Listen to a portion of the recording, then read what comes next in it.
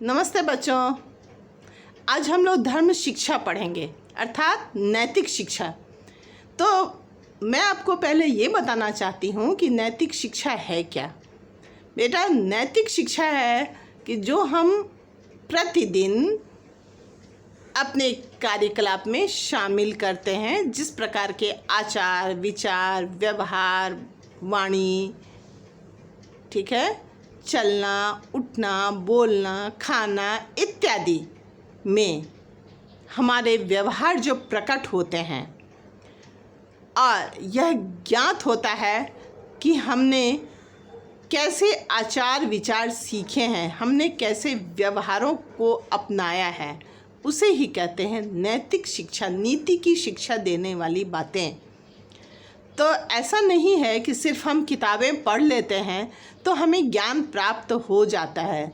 किताबें तो हम पढ़ते हैं और उससे हमें विद्वता प्राप्त होती भी है, ज्ञान भी प्राप्त होता है, परंतु सिर्फ पढ़ करके समझ लेना ही काफ़ी नहीं है, बल्कि उसे अपने जीवन में धारण करना। जिन बातों को हम अपने जीवन में धारण कर लेते हैं, वही बातें वास्तव में हम सीख पाते हैं।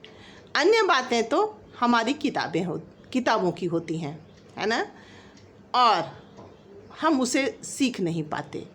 सिर्फ परीक्षाएं तो हम पास कर लेते हैं, परंतु हम सीखते तभी हैं जब हम उसे जीवन में ढाल लेते हैं।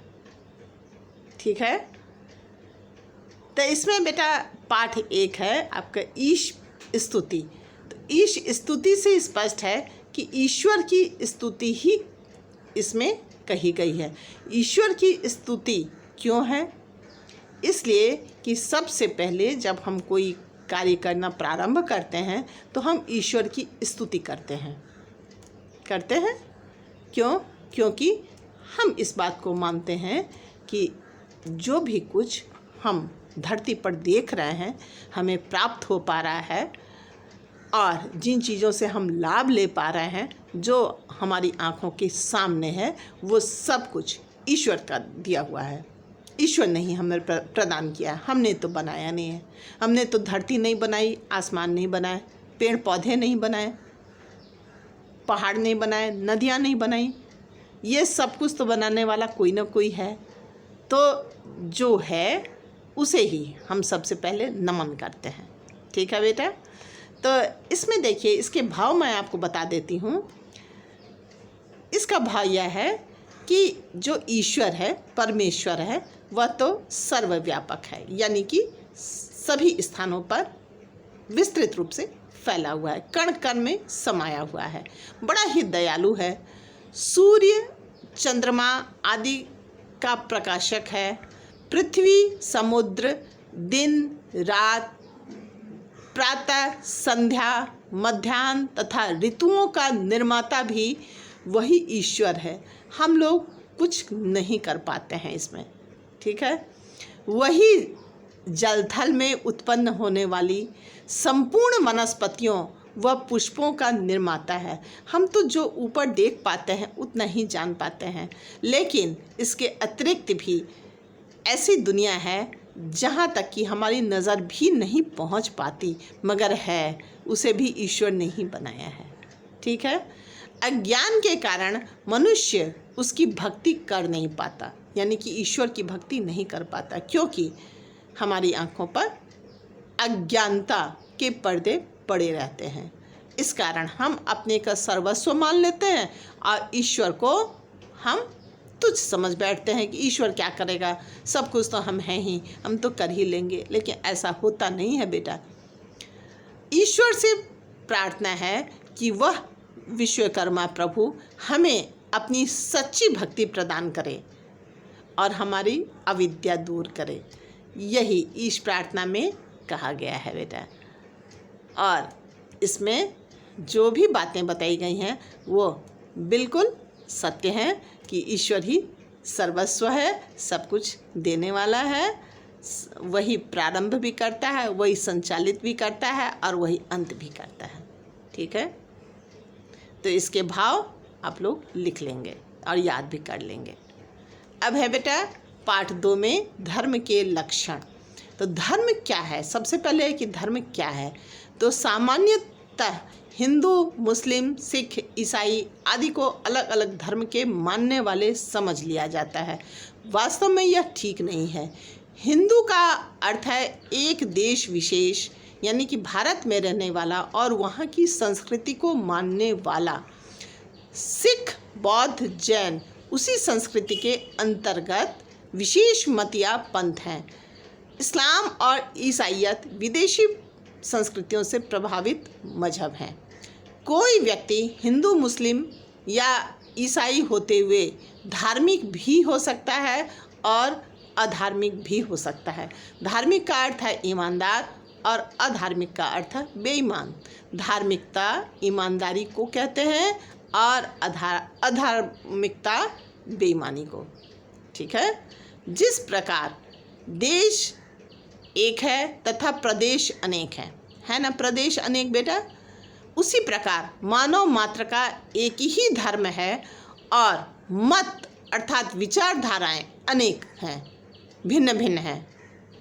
तो धर्म तो एक ही है, मानव मात्र का एक ही धर्म है। वो किसी भी जाति से क्यों ना मतलब रखता हो, किसी भी धर्म से क्यों ना मतलब रखता हो, मगर वास्तव में मानव मात्र का ही एक धर्म है।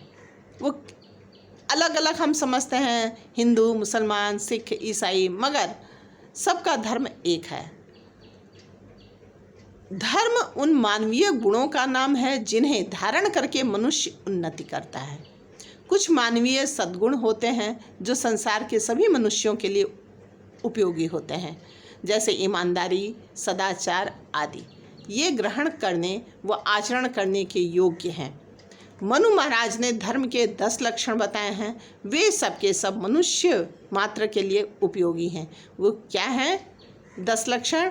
धृति, क्षमा, दमो अस्तेयम, शौचमिंद्रिय निग्रह, धीर विद्या, सत्यम क्रोधो, दशकम धर्म लक्षणम। ठीक है। क्या 10 लक्षण है?